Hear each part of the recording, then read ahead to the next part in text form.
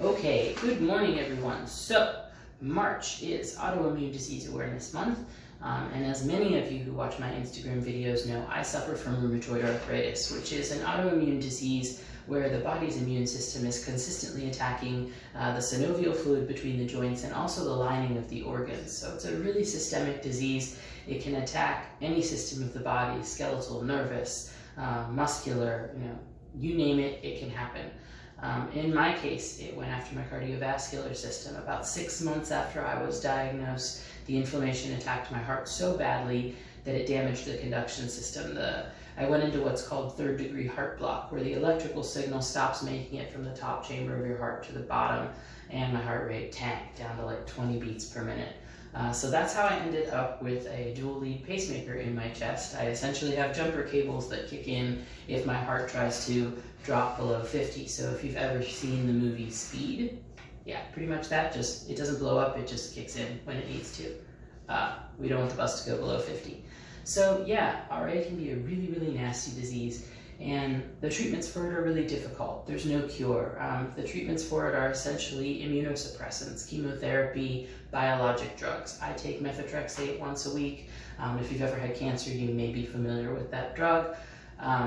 Doesn't make you feel so great, kind of gives you a low-grade fever, makes you really nauseous, gives you a bad headache. For me, it usually only lasts for a day or two. I consider myself pretty lucky because of that. After 20 months on it, I've gotten pretty used to it.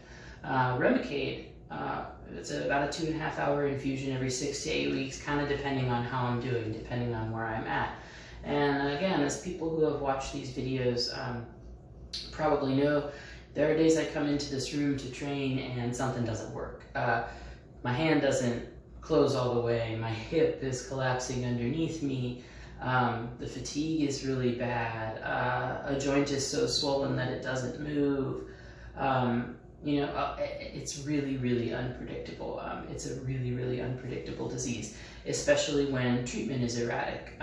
In the winter, during cold and flu season, if I get any kind of infection, if I get the flu, or if I get bronchitis, or if I get anything that means I have to be on antibiotics or antivirals, I can't take my medications for my RA because they're immunosuppressants and they'll make whatever I have worse. So when my treatment gets thrown off, that can really throw my body into a flare where things are just really, really going bad all over. And yeah, it can be really difficult. I never thought that 2 years ago I would be standing here in my little weight room, with a pacemaker in my chest, trying to figure out how much I can get away with lifting, what kind of lifting I can do without, making this disease worse. There's a really fine line between working hard and working so hard that I send my body into a flare and I wake up in pain. So I have to work really smart. I have to pay attention every day. I can't really have a ton of consistency. I used to be able to power lift, do heavy lifts lots of days a week. I can't get away with that anymore. Mace work has been such a godsend. Kettlebell work has been such a godsend. Just learning how to do these odd lifts and insulate this body and make such a huge difference in how I function. I mean, a year and a half ago, I couldn't do anything. I lost so much functionality. I lost 60 pounds. I was 108 pounds. I got rheumatoid cachexia, a side effect where your body just muscle wastes. And it wasn't until last summer when I met my two training partners, even though they're far away, they are my training partners, Gypsy and Zach, that I had people that were telling me, no, get up, try again.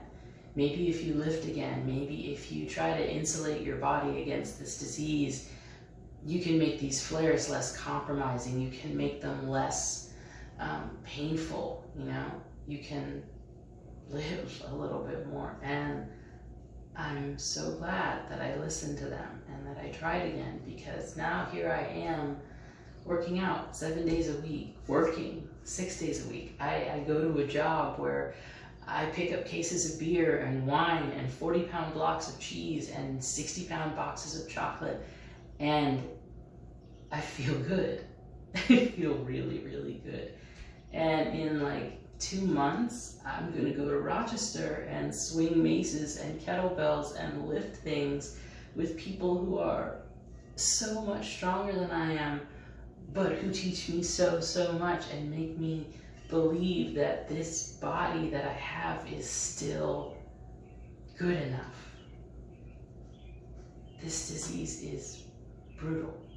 It takes and takes and takes, and it challenges me every day. It's my biggest teacher.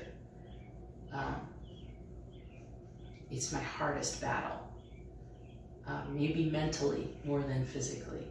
I can deal with a lot of physical pain, but it's the getting discouraged, it's the feeling lost that can really be hard. So yeah, I mean, that's what life with RA is like. It's unpredictable, it's weird, it's full of drugs that don't make you feel great, and you know, at any time things can change. You know, it went after my heart. Who's to say it doesn't go after my lungs or my nervous system next? So I'm gonna enjoy all of this while it is available to me. I'm gonna move every day. I'm going to work this job that I love, see the people that I love, spend time with those who matter to me, and enjoy as much of life as I can with the body that I have. So if you have any questions about RA or what living with RA is like, I'm always happy to answer them. I'm always happy to talk to you about the different treatments that I've tried, what has worked, what doesn't work. But I will say the biggest thing, the number one thing, if you have rheumatoid arthritis, don't stop moving. Move every day. The more you move those joints, the more you keep that inflammation moving and don't let it build up in places in your body, the better it is, the easier this disease is to cope with. And I really can't stress that enough. I wish I had been able to convince myself of that when I was diagnosed. But I'm so glad I know it now.